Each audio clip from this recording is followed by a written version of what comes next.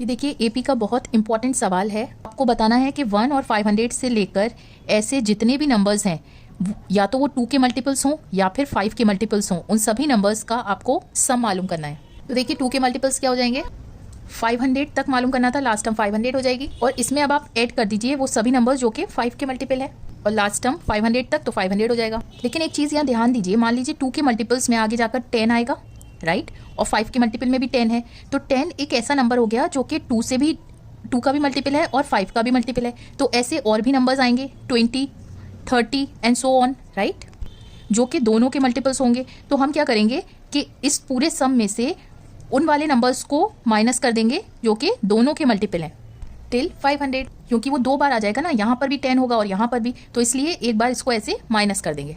तो अगर आप इस पूरे को S1 कह दें, इसको S2 और इसको S3 कह दें, इस वाले सम को, तो S1 क्या हो जाएगा, AP फॉर्म कर रही है जिसका कॉमन डिफरेंस 2 है। तो देखिए sum of n terms of AP क्या होता है, n/2 और first term plus last term.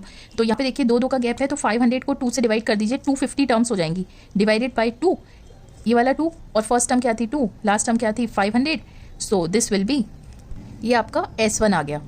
अब सिमिलरली S2 मालूम करिए, तो 500 और 5 का गैप है, तो 500 को 5 से डिवाइड करिए, 100 टर्म्स हो गई, डिवाइडेड बाई 2, फर्स्ट टर्म क्या थी 5, लास्ट टर्म क्या है 500, so this value will be, ये S2 आ गया, सिंपल।